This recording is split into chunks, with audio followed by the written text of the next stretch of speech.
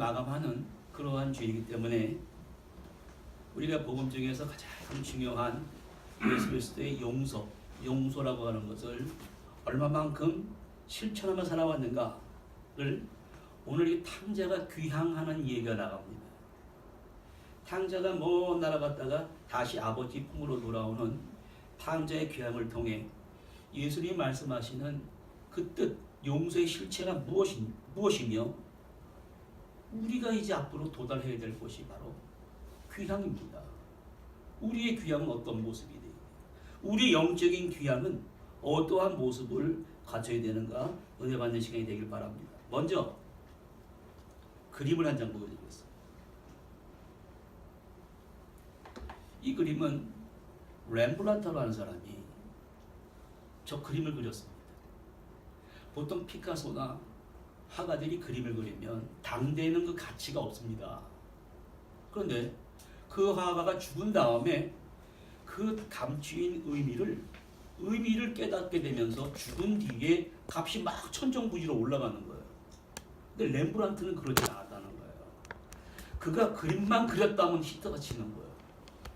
그림만 그리면 그 당대 사람들이 이야 값이 그러니까 순간적으로 이 네덜란드 그 렘브란트 화가가 순간적으로 인기와 명성을 얻게 된 사람이 이 그림을 그렸는데 감춰진 스토리가 있습니다. 다른 화가들은 죽은 다음에 값이 올라가니까 그저 살더라도 평범하게 사는데 이 사람은 어마어마한 돈을 번 거예요. 허랑방탕해버리는 것입니다. 아내가 다른 아내도 없고 이혼과 또 자녀들이 죽고 그러니까 갑자기 인기가 올라갔다가 마지막에 쓸쓸히 노인으로 아무도 모르는 무덤에 죽게 됐습니다. 이 사람이 사람인지라 그래서 내가 죽기 전에 이 누가복음 15장을 보고 너무 감동을 받은 거예요. 이야, 이 탕자는 아버지의 품에 안기게 됐는데 내가 이제 죽기 전에 내가 이 회개하는 마음으로 이 탕자 같은 마음으로 그림을 그려야 되겠다 해서 그린 그림이 바로 이 그림입니다. 또 이 그림을 보고 20세기 최고의 뛰어난 믿음이 있는 영성가라고 그러는 헨리 나우엔이라는 사람이 있어요. 카톨릭 신부며 심리학자인데 이 그림을 탕자의 귀향이라는 또 소설을 써서 우리에게 큰 깊은 감동과 그 영향을 주고 있습니다. 그러면 이 그림 속에 나타난 먼저 우리가 추구해야 될 영적인 단계는 저렇게 자비로운 아버지처럼 모든 사람을 품는 사람이 되어야 된다는 것이고 이 사람 옆에 이 사람들을 보십시오. 이 큰 형이거든요. 아들이 돌아왔는데 칼을 뽑으려고 그러는데 야 참아 죽이려고 그러는 거예요. 어떻게 저럴 수가 있습니까? 한 죄인이 아버지 품을 떠나서 돌아왔으면 같이 기뻐하는 마음을 가져야 되는데 칼을 뽑으려고 그러는데 왼손이 잡고 있는 거예요.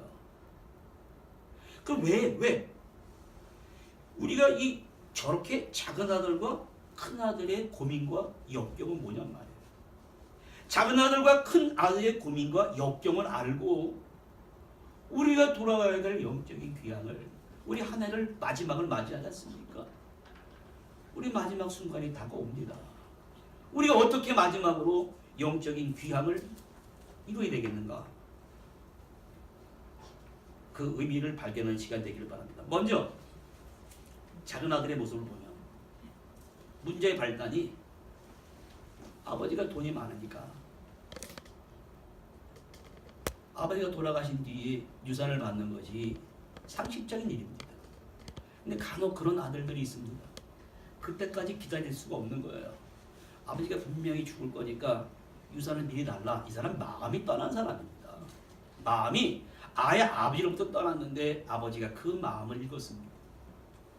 그렇게 말하는 아들을 보고 다른 사람 같으면 막 권위적으로 억압 누를 텐데 그래. 저 아들이 언젠가 아버지 마음을 이해하고 깨닫겠지 하고 죽기 전에 자기의 유산을 줬습니다. 또 성경에 보면 각각 줬다 그랬습니다. 그러면 작은 얼마 주면 또 형이 뭐라고 그랬어요? 신명기에 당시의 이스라엘 유산법에 가면 장자는 3분의 1을 주고 차자는 3분의 1을 준다고 그래요.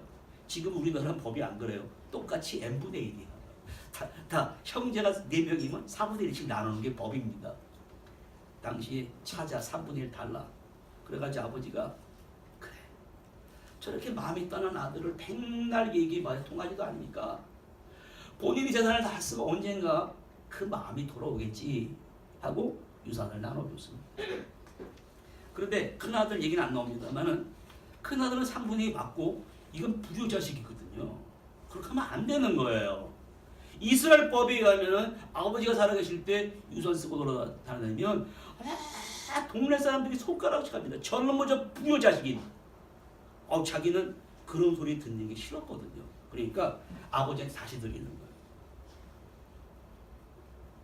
근데 작은 아들은 아버지가 유산 달라는 것은 난 죽을 때까지 못 기다리겠습니다. 아버지와 인연을 끊겠습니다. 이런 말은 똑같은 말이에요. 이거는 아버지 집을 떠나는 행위는 이 완전한 아버지와의 단절이에요. 그런데 아들이 간 곳은 어디냐면 먼 지방이라고 합니다. 그 먼 지방은 아버지의 집은 사랑과 용서와 인내와 적자 생존이 있는 곳이 아닙니다. 무한 경쟁이 있는 곳이 아니에요. 내가 더 가지려고 남을 막 짓밟는 곳이 아버지 품 안이 아니라니까요. 근데 아들이 유산을 가지고 뭐 그렇게 가보고 싶었던 곳을 가봤더니 이야, 이것은 말입니다. 막 밟아요. 어떻게 하면 내 주머니에 있는 돈을 빼앗을까 말입니다. 어떻게 하면 저 사람을 이용해서 내 것을 만들까? 약육강식의 세계이고 적자 생존의 세계이고 무한 경쟁의 세계입니다. 근데 그 사람들도 스트레스를 받아요. 남의 걸 빼앗고 스트레스를 받으니까 갈등과 스트레스를 어떻게 하냐면 마약을 합니다. 막 폭음을 합니다. 왜? 남의 것을 빼앗고 밟으니 그 영적인 갈증과 불안감을 해소하기 위해 순간적인 쾌락이 난무한 거예요. 쾌락이라고 하는 것은 먼 나라의 무시무시한 경쟁의 세계에서 약육강식의 세계에서 적자 생존의 세계에서 그 아픔을 잊게 해주는 마약과 같은 것입니다. 이 말은 하나님의 품을 떠난 죄인들의 현주소를 말해줍니다. 그래서 작은 아들은 거기서 팡팡하게 살면서 그 재산을 다 낭비했다 그랬습니다. 성경은 거기서 뭘 보여주냐면 아들이 그때서 제정신이 들었다고 합니다. 많은 사람들은 재산을 다 낭비하고 그러면요 극단적인 선택하는 사람이 있습니다. 야 여기서 끝내자.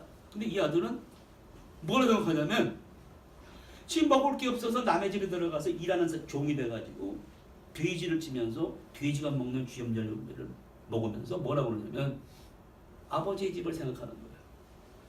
야, 내 아버지 집에는 먹을 것도 많고 일하는 사람도 많은데 나는 여기서 이제 죽게 되는구나. 제정신이 들었다는 거예요. 그전에는 이 사람이 가면 쓰고 살았습니다. 영어의 person이란 말은 라틴어의 persona란 말입니다. 페르소란 말 자체가 가면이란 말이에요. 거짓된 자아입니다. 사람들은 왜 나보고 그러나 그러는데 태어날 때는 이쁘게 태어납니다. 아이가. 근데 엄마한테 아빠한테 가끔 거짓말을 배운단 말이에요. 우리도 그러려고 그런 게 아니라 반갑지 않은 사람이 찾아오면 뭐라 그러면 야 나가 엄마 없다 그래 그런 말이에요. 그럼 아이는 엄마가 없다 그러라 그래 가가지고 야 엄마 계시냐 그러면 아이가 뭐라 그러냐면 우리 엄마가 그러는데요 없다 그러래요. 그러니까 그 얘기 듣는 사람이 누가 잘했어 들어와요. 뭐라 그랬어 그래. 나가서 우리 엄마가 없다 그러라 그랬어. 이놈의 새끼 하면서 때린단 말이야. 걔가 거기서 가면 쓰는 거예요. 어른들이 거짓말하는구나. 타고난 순수한 본성과 사회를 통한 배운 이 그때 모습이 막 간격이 벌어집니다. 막 극단적으로 벌어지기 시작합니다. 여기서 아들은 고통 속에서 아버지 집을 생각하며 제정신이 들었습니다. 아버지 집으로 돌아가자. 그런데 아버지는 마음이 떠난 아들을 내보냈지만 떠난 그 다음 날부터 마음이 돌아오기를 기도했습니다. 매일매일 동구 밖에 나가서 아들을 기다리는 거예요. 그런데 눈이 잘 보이지도 않습니다. 늙어서.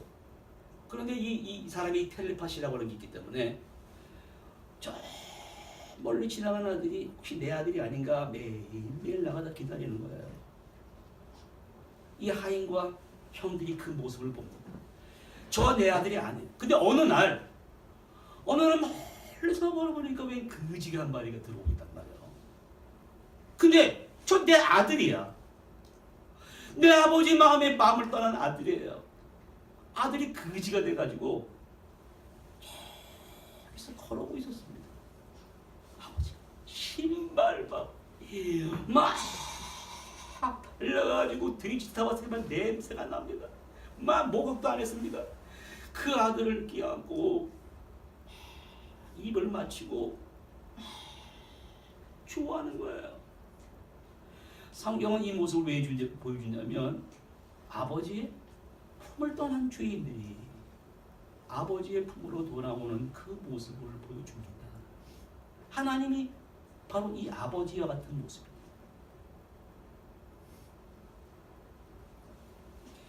그러면 이 돌아왔습니다. 돌아온 이제 탕자를 봅니다. 일어나서 아버지가 발걸음을 돌리는데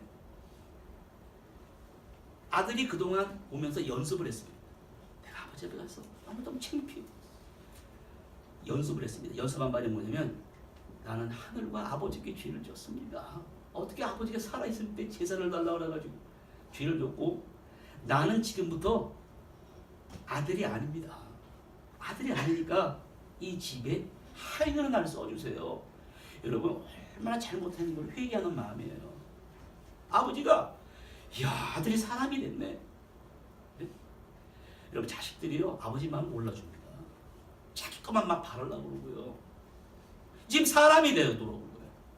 아버지가 너무너무나 기뻤습니다.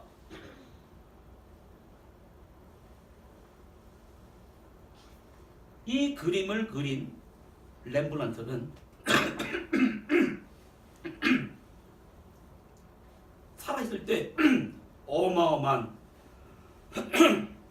돈을 벌어서 인기가 막 올라가니까 막 술 친구 막 새기면서 아내도 막 갈고 근데 아내가 죽고 도망가고 자녀들도 시름시름 앓다가 아버지가 올바른 모습을 안 보이니까 애들도 죽어요.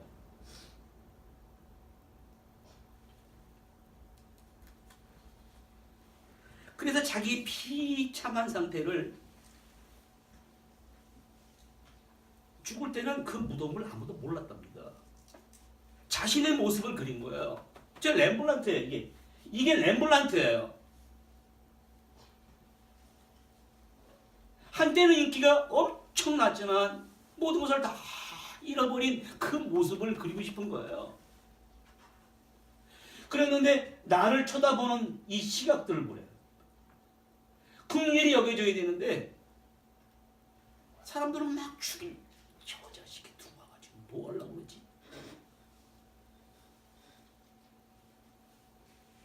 여러분 지금 구체적으로 지금 여러분 안 보이는데 어느 정도 요 다음 그림을 봅니다. 제 신발을 보세요. 발이 신이 다 헤어졌어요. 발에 굳은 살이 맥혔습니다. 만신창이가 됐어요. 여러분 이 그림이 작은 아들에게 어울리는 삶입니까? 저러려고 나간 것입니까?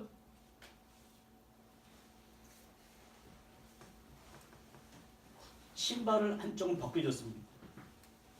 신발이 벗겨졌다는 의미는 성경에도 나오는 주제 중에 하나로 모세도 신발을 벗듯이 자신에게 소중하게 매달리던 가치나 이데올로기를 다 벗어버리고 하나님 앞에 나와서 신발을 모세가 벗었듯이 다 거룩한 장소 앞에서 벗어버리는 거예요. 그리고 여기 보면 요 단검을 차고 있습니다. 요 렘브란트가 단검을 그렸는데 성경에 나오지 않는 얘기인데 옛날에 사람들은 자기를 방어할 수 있는 총처럼 이 단검을 차고 다녔습니다. 어떠한 나를 방어하기 위해서 왜 단검을 찼을까? 단검을 찬 이유는 뭐냐면 큰 아들은 큰 칼을 차고 있습니다. 이것은 서로가 이 아들이 이 집에 들어옴으로 서로 풀어야 될 이해관계가 막 얽혀 있다는 것을 이해관계가 복잡해지는 것을 그 종이 큰아들이 이렇게 말합니다. 왜 집안에서 음악 소리가 나냐? 이게 무슨 일 그랬더니 종이 당신의 아버지가 당신의 동생이 돌아왔으므로 건강한 그를 다시 맞아들였습니다. 건강한 그를 다시 맞아들이고 이 집에서 제일 비싼 송아지 요리는 사람이 뭐 장례식 때나 귀한 손님이 오면 한 번 잡는 요리거든요. 살찐 송아지를 잡았습니다. 형의 표정은 막 죽이려는 표정인데 아버지의 얼굴 보십시오. 칼을 품어주는 거예요. 렘블란트는 큰 아들의 표정과는 달리 이 아들이 죽었다가 살아온 자체만으로도 감사해서 그 감동적인 표현을 한 것입니다. 우리 여러분 한자의 용서라는 용자가 참 의미 있는 말입니다. 한자의 용자가 간머리라는 건 집입니다. 그 다음 밑에 있는 글이 개곡곡자예요. 이것은 상대방을 보고 막 조목조목 분석하는 게 아니에요. 막 분석하는 게 아니라 모든 것들을 허물을 다 덮어주는 거예요. 서자는 무슨 의미냐면 서자는 동일한 것을 의미하는 여자와 마음을 나타내는 마음 실자입니다. 다른 사람의 마음과 내 마음을 일치시킬 때 마음속에서 우러나는 용기가 바로 용서입니다. 용서는 가식적인 것이 아니라 자기가 경험한 세계가 유일한 것이 아니라 상대방의 마음을 깊이 묵상하고 상상함으로 상대방과 내가 하나가 되는 순간이에요. 이게 바로 용서라는 말입니다. 여기 렘브란트는 손 보십시오. 양손을 통해서도 이 엄지손가락은 강하게 누르고 자세히 보면 강하게 누르고 있고 인자한 어머니의 손까지 품어지는 마음이 그대로 수용하는 겁니다. 그래서 종들이 뭐라 그러냐면 야 살찐 송아지를 잡아라. 저 아들에게 가락지를 끼우고 새 옷을 입히고 새 신발을 신겨라. 죽었다가 다시 살아났다. 그러면은 이제 남은 것은 이 공동체에 들어온 작은 아들을 다 같이 지켜보는 거예요. 최선을 다해서. 다시 세 사람이 된 이 아들을 지켜보는 사람들의 표정이 어떠하냔 말입니다.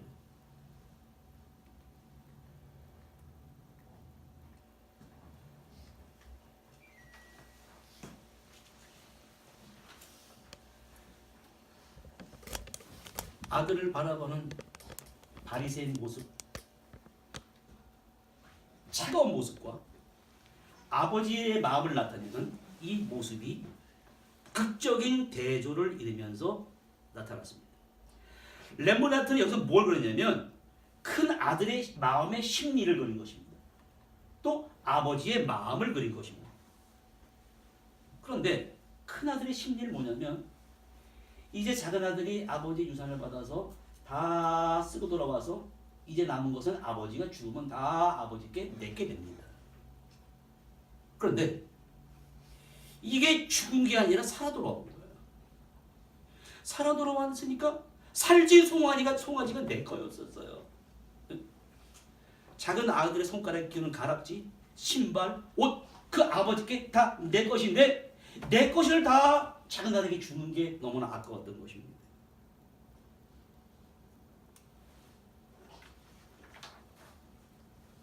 여러분, 큰 아들은 이런 사람이 아니었었습니다.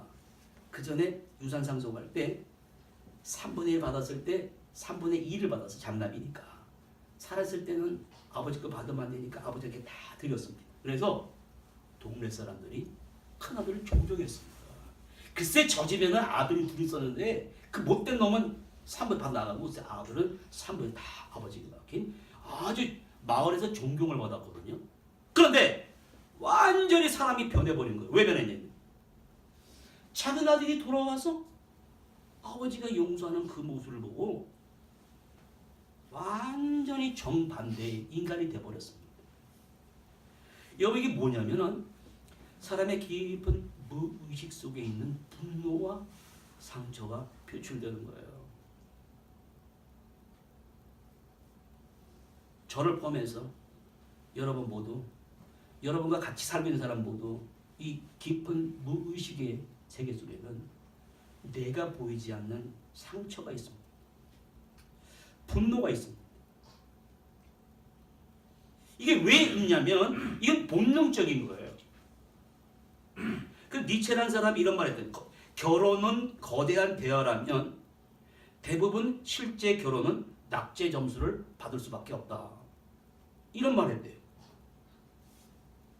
여러분 이 말이 무엇이냐면 자신이 살아가면서 타고난 본성과 부모의 관계, 자식과의 관계, 대인관계 속에서 막 상처를 받고 분노가 있거든요.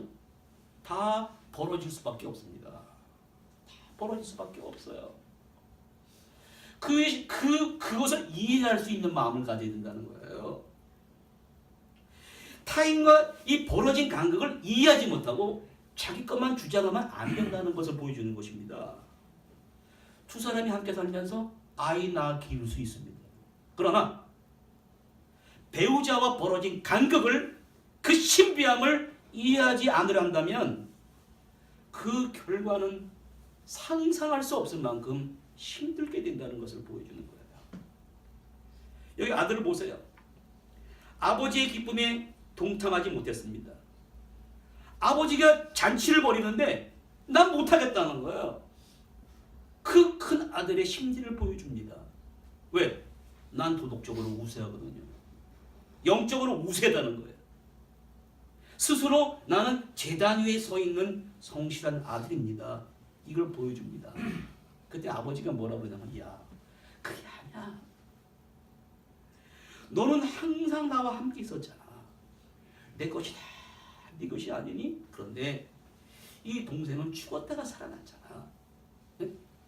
내가 잃었다가 얻었기로서 우리가 즐거워하고 기뻐하는 것은 마땅하지 않느냐? 이렇게 예수님은 질문을 던지면서 이 얘기는 다 끝나버립니다.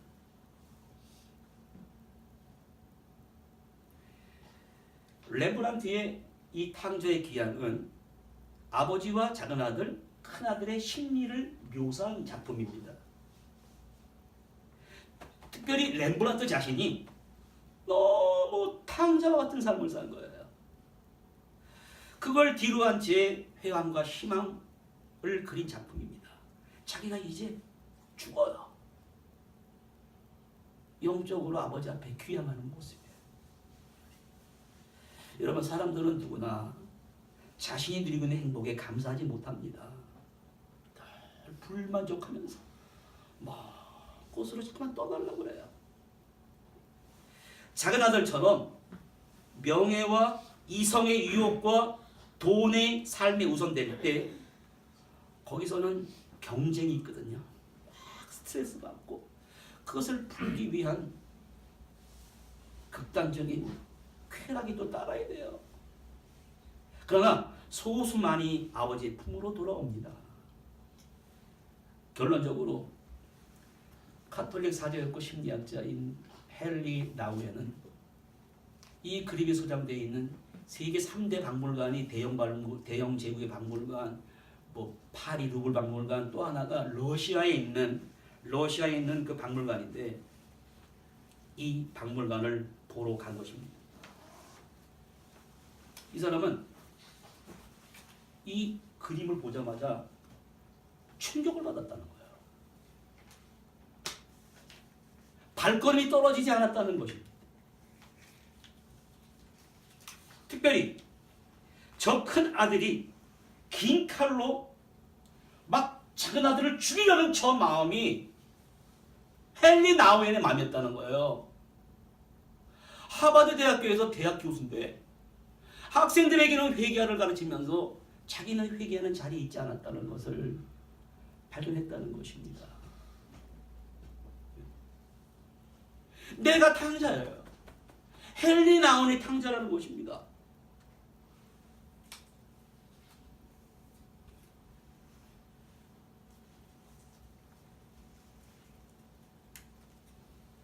그래서 렘브란트는 모든 것을 잃어버리고 저 그림 한 장 남기고 왔습니다만 헨리 나우에는 이 그림을 보고 인생을 바꿨습니다. 이게 바로 탕자의 귀향이라는 귀한 그림입니다. 아버지의 마음, 작은 아들의 마음, 큰 아들의 영적이며 정신적인 심리 상태를 포착했습니다.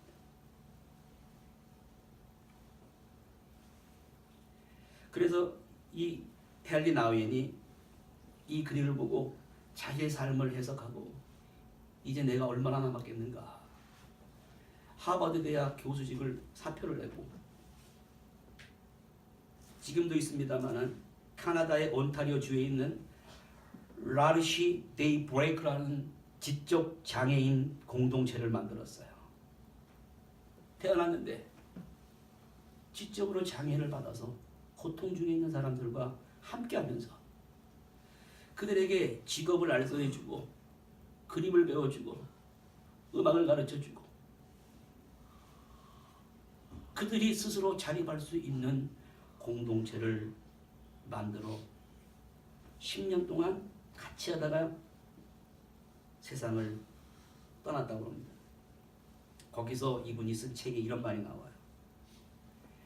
내가 대학 교수 일을 접고 이러한 장애인들과 함께 사는 것은 집 나간 아들을 기다리는 아버지의 두 팔을 향해 다가가는 과정이었습니다. 그것은 구경꾼에서 주인공이 되는 일이었고 회계를 가르치는 자리가 아닌 회개하는 자리에 죄인의 자리에 서는 것이었으며 소중한 존재로 사랑받는 인간이 되는 과정이었다고 합니다.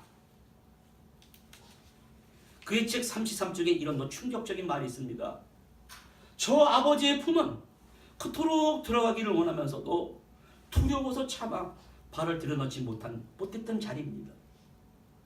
그것은 그토록 열망하고 소원하고 갈구하던 모든 것들을 받아들일 수 있는 곳이었지만 한편으로 내가 악착같이 붙들고 있는 모든 것들을 놓아버려야 하는 그런 자리였습니다. 많은 사람들은 저 글을 보면서 뭐라 그러냐면 자신의 존재를 저 무릎 꿇은 저 아들에게 자신의 모습을 투사합니다. 그러나 큰 아들과 같이 집안에 있으나 이미 탈선한 아들과 다르지 않다는 것도 알게 됩니다. 결국 나우에는 뭐라냐면 저 아버지의 모습으로 우리가 돌아가야 됩니다. 아버지는 내가 돌아가야 할 곳이며 내 인생의 마지막 종착지이며 내 영적인 귀향해야 할 목적지라고 그러는 거예요. 저자는 그림 속에서 아버지가 그랬던 것처럼 우리 두 손을 용서와 사랑과 치유에 초청을 해야 되고 우리 모두가 저 아버지가 되어야 됩니다. 아버지가 되기 전까지는 우리의 영적인 귀향은 끝나질 않습니다. 끝나지 않고 되치면서 시험전을 먹고 렘브란트처럼 인기를 망창하면서 그러한 인생으로 나락으로 떨어질 수밖에 없습니다. 그러므로 우리가 해야 할 수 있는 뭐냐면 스스로 가치 있고 거룩하다 여기는 그 이데올로기, 신념, 원칙이라는 재단을 부셔버려야 돼요. 부셔버리지 않으면 내가 희생물이 됩니다. 더 이상 희생물이 되지 말고 부부와 형제와 고통받는 이웃들, 심지어 원수까지 진실한 대화를 통해서 사랑하고 용서하는 마음을 가져야 됩니다.